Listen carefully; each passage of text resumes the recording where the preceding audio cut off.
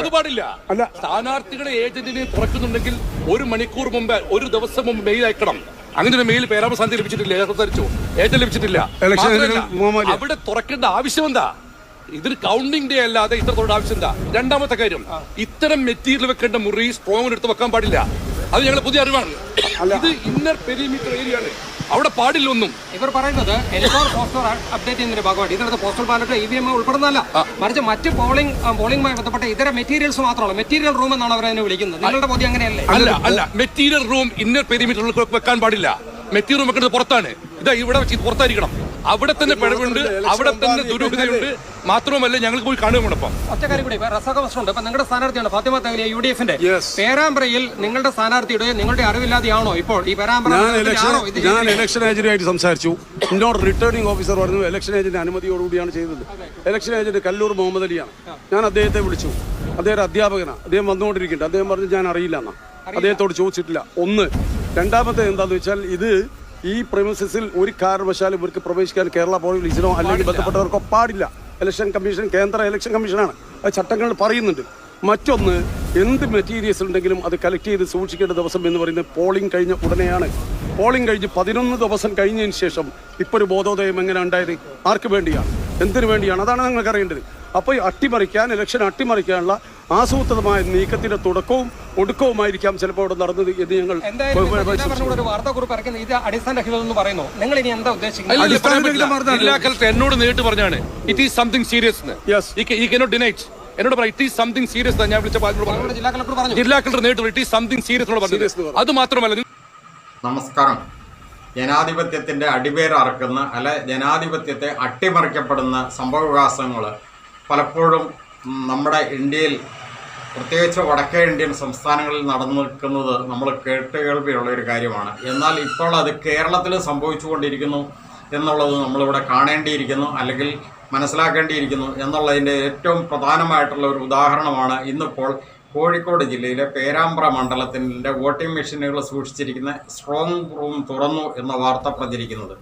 ഇപ്പോൾ അധികൃതർ അതിനകത്ത് നൽകുന്ന വിശദീകരണം, സ്ട്രോങ് റൂം വോട്ടിംഗ് മെഷീൻ സൂക്ഷിച്ചിരിക്കുന്ന സ്ട്രോങ് റൂം അല്ല തുറന്നിരിക്കുന്നത്, പകരം മെറ്റീരിയൽസ് ഉപയോഗിച്ച് സൂക്ഷിച്ചിരിക്കുന്ന റൂമാണ് തുറന്നിരിക്കുന്നതെന്നാണ് വിശദീകരിക്കുന്നത്. അങ്ങനെയാണെങ്കിൽ പോലും അത് സീൽഡ് റൂമാണ്.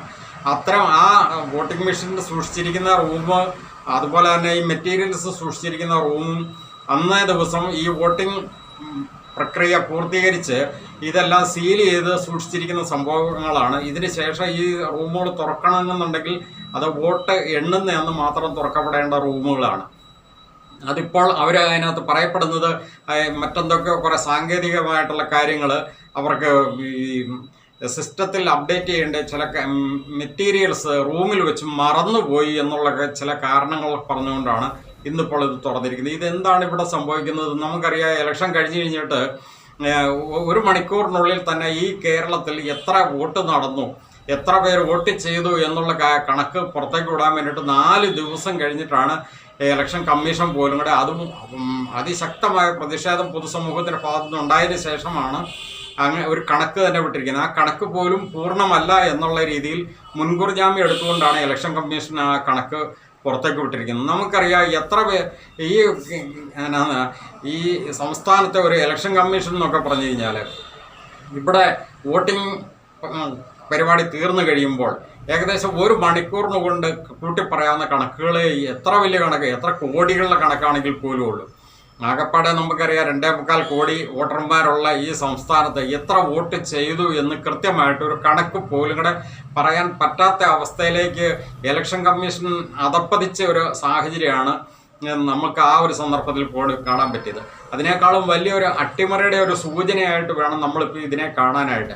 ഇപ്പോൾ ഇവരെ അധികൃതർ അവകാശപ്പെടുന്നത് അത് സ്ട്രോങ് റൂം അല്ല, സ്ട്രോങ് റൂം മെറ്റീരിയൽസ് സൂക്ഷിച്ചിരുന്ന സ്ട്രോങ് റൂമാണ് എന്നുള്ള രീതിയിലൊക്കെയുള്ള ഒരു അഴകുഴമ്പൻ ന്യായീകരണങ്ങൾ. പ്രത്യേകിച്ച് ഇലക്ഷൻ ഏജന്റിനോട് പറഞ്ഞിരിക്കുന്നത്, അതായത് ഡയറി വെച്ച് മറന്നുപോയി, അതുൾപ്പെടെയുള്ള സാധനങ്ങളൊന്നും എടുക്കണം എന്നാണ് ഇലക്ഷൻ ഏജന്റായിട്ടുള്ള കല്ലൂർ മുഹമ്മദിയോട് വലിയ പറഞ്ഞിരിക്കുന്നത്. ഇപ്പോൾ ഡയറി വെച്ച് മറന്നുപോയത് 11 ദിവസങ്ങൾക്ക് ശേഷമാണ് ഓർമ്മ വരുന്നത്. അതാണ് നമ്മുടെ സംശയം. ഇലക്ഷൻ 9-ാം തീയതി കഴിഞ്ഞു. 9-ാം തീയതി കഴിഞ്ഞത് 20-ാം തീയതി. ഈ 20-ാം തീയതിക്കുള്ളിൽ ഇതുവരെയും ആ ഡയറി വെച്ചതോ അല്ലെങ്കിൽ വേറെ അവിടെ മെറ്റീരിയൽസ് വെക്കേണ്ടതോ ഓർമ്മ അവർക്ക് ഇല്ലാതെ പോയോ? ഇപ്പോഴാണോ അതിൻ്റെ ബോധോദയം ഉണ്ടായത്?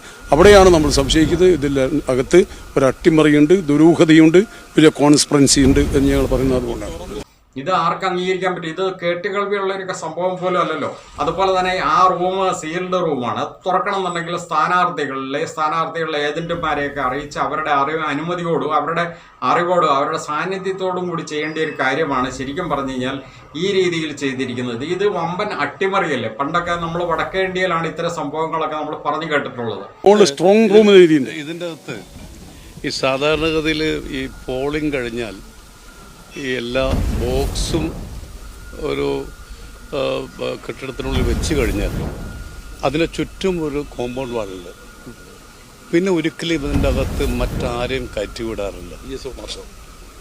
സെൻട്രൽ ഫോഴ്സിന് മാത്രമേ ഇതിൻ്റെ അകത്ത് ഇപ്പം ഇന്നർ പെരിമീറ്റേഴ്സ് എന്ന് പറഞ്ഞു, അതിനകത്ത് വേണമെങ്കിൽ സെൻട്രൽ ഫോഴ്സിന് പോകാം. ഇപ്പം കയറിയത് ആരൊക്കെയാണ്? സ്റ്റേറ്റ് ഒഫീഷ്യൽസ് ഉൾപ്പെടെ കയറിയിട്ടുണ്ട്, സ്റ്റേറ്റ് ഗവൺമെൻറ്റിൻ്റെ ജീവനക്കാർ കയറിയിട്ടുണ്ട്. അവരെന്തിന് കയറി? ആർക്ക് വേണ്ടി കയറി? എന്താണ് അവരുടെ ദൗത്യം? ഇത് കൃത്യമായി ഉത്തരം പറയണം. ഇത് നിസ്സാരമായ കാര്യമല്ല. ഒരു കൗണ്ടിങ് നടത്തുന്നതിന് മുമ്പ് തന്നെ ഇത്ര സുരക്ഷിതമായി നിൽക്കേണ്ടുന്ന ഒരു ഈ പറഞ്ഞ ഈ കെട്ടിടത്തിനുള്ളിൽ ഇതാണ് സംഭവം എന്ന് പറഞ്ഞാൽ, ഇപ്പം സ്ഥാനാർത്ഥി പറഞ്ഞല്ലോ, സ്ഥാനാർത്ഥി വിടുന്നതിന് മുമ്പ് തന്നെ എല്ലാം തുറന്നു വെച്ചിരിക്കുകയാണ്. ഒരിക്കലും ഉണ്ടാകാറില്ല. ഞാൻ 6 തവണ മത്സരിച്ച ആളാണ്. എൻ്റെ അനുഭവത്തിൽ ഇങ്ങനത്തെ സംഭവമില്ല. ഒന്ന്, ഇത് സീൽഡാണ്. ഈ സീൽഡ് ക്യാമ്പസിനുള്ളിൽ എങ്ങനെ കയറുന്നു? എന്തിനു കയറുന്നു? ആർക്ക് വേണ്ടി? ഇത് ദുരൂഹതയുണ്ട്. ഇത് വളരെ കൃത്യമായി ഇതിൻ്റെ ഉത്തരം പറയുന്നത് ജില്ലാ ഭരണകൂടവും തെരഞ്ഞെടുപ്പ് കമ്മീഷനുമാണ്. ഒരിക്കലും ഉണ്ടാവില്ല. ഞാൻ പറഞ്ഞല്ലോ, ബോക്സ് എത്തിക്കഴിഞ്ഞാൽ ലോക്ക് ചെയ്ത് കഴിഞ്ഞാൽ സീൽഡായി. അതെപ്പോഴും തുറക്കും? കൗണ്ടിങ് ദിവസം പുലർച്ചെ മാത്രമേ തുറക്കൂ. ആലോചിക്കണം. അതും തുറക്കുന്നത് എങ്ങനെയാണ്? കൗണ്ടിങ് ഏജൻസിന്റെ ചീഫ് ഏജൻസിന്റെ പ്രസൻസിൽ മാത്രമേ തുറക്കാൻ പാടുള്ളൂ. ഇപ്പോൾ ഇത് ഭരണകൂട ഭീകരതയുടെ ഭാഗമായിട്ട് നിന്നുകൊണ്ട് നടത്തുന്ന ഒരു ജനാധിപത്യത്തിൻ്റെ മേലുള്ള ഒരു വമ്പൻ അട്ടിമറിയാണോ എന്ന് പോലും കൂടെ സംശയിക്കേണ്ടിയിരിക്കുന്നു. അതല്ലെങ്കിൽ ഇപ്പോൾ സ്ഥാനാർത്ഥികൾ ആരും ഇത് അറിഞ്ഞിട്ടില്ല. സ്ഥാനാർത്ഥികളുടെ ഏജന്റുമാരാണെങ്കിൽ പറയുന്നത് തങ്ങൾക്ക് ഈ റൂം തുറന്നതിന് ശേഷമാണ് തങ്ങൾക്ക് മെയിൽ പോലും കിട്ടിയിരിക്കുന്നതെന്നാണ് പറയപ്പെടുന്നത്. അങ്ങനെയൊക്കെ ആണെങ്കിൽ ഇത് ശരിക്കും ഒരു അട്ടിമറി തന്നെയല്ലേ നടക്കുന്നത്? ഇതെന്താണ് ഈ രാജ്യത്ത് സംഭവിച്ചുകൊണ്ടിരിക്കുന്നത്? ഈ ജനാധിപത്യത്തെ അട്ടിമറിക്കുക. നമുക്കറിയാം, ഇന്ത്യ മഹാരാജ്യം എന്ന് പറയുന്നത് തന്നെ ഇന്ത്യൻ ഭരണഘടനയെ ബേസ് ചെയ്തുകൊണ്ടാണ് നിലനിൽക്കുന്നത്.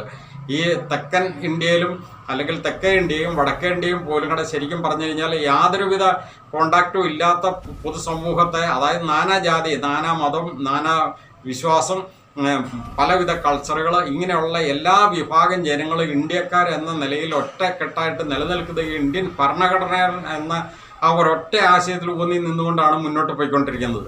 ആ ഇന്ത്യൻ ഭരണഘടനയെ അട്ടിമറിക്കുന്ന രീതിയിലുള്ള ഒരു ജനാധിപത്യ പ്രക്രിയയെ അട്ടിമറിക്കുന്ന രീതിയിലുള്ള വളരെ മ്ലേച്ഛമായിട്ടുള്ള ഒരു കാര്യം നടക്കുന്നു എന്നുള്ളൊരു ദുസൂചന കുറെ കാലങ്ങളായിട്ട് ഇവിടെ പറഞ്ഞു കേൾക്കുന്നുണ്ട്. അതിൻ്റെ ഒരു ഭാഗമായിട്ടല്ലേ ഇപ്പോൾ ഈ സംഭവങ്ങൾ ഉണ്ടായിക്കൊണ്ടിരിക്കുന്നത് എന്നുകൂടി നമ്മൾ സംശയിക്കേണ്ടിയിരിക്കുന്നു.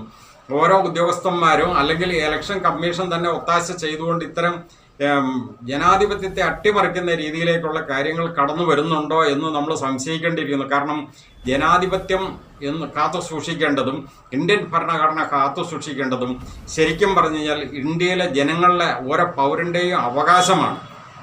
ഈ അവകാശത്തിന്മേലുള്ള അട്ടിമറിയാണ് ഇപ്പോൾ നടക്കുന്നത് എന്ന് നമ്മൾ കാണേണ്ടിയിരിക്കുന്നു. എന്തായാലും ഇതിനകത്തിപ്പോൾ UDF മാത്രമാണ് ശക്തമായിട്ടൊന്ന് പ്രതികരിച്ചെങ്കിലും കാണുന്നത്.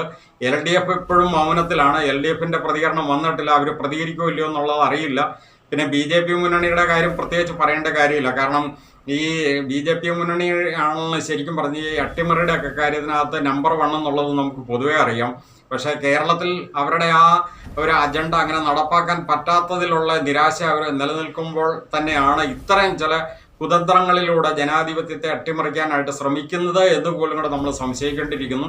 എന്തായാലും ശക്തമായ പൊതുസമൂഹത്തിൻ്റെ ജനവികാരം ഉയർന്നു വരേണ്ടതുണ്ട് എന്ന് അറിയിക്കുന്നതിനോടൊപ്പം തന്നെ ഇതിനകത്തുള്ള ശക്തമായ പ്രതിഷേധം പൊതുസമൂഹത്തിൻ്റെ ഭാഗത്ത് നിന്നൊന്ന് അറിയിക്കുക കൂടി ചെയ്യുന്നു എന്ന് പറഞ്ഞുകൊണ്ട് നിർത്തുന്നു. നന്ദി.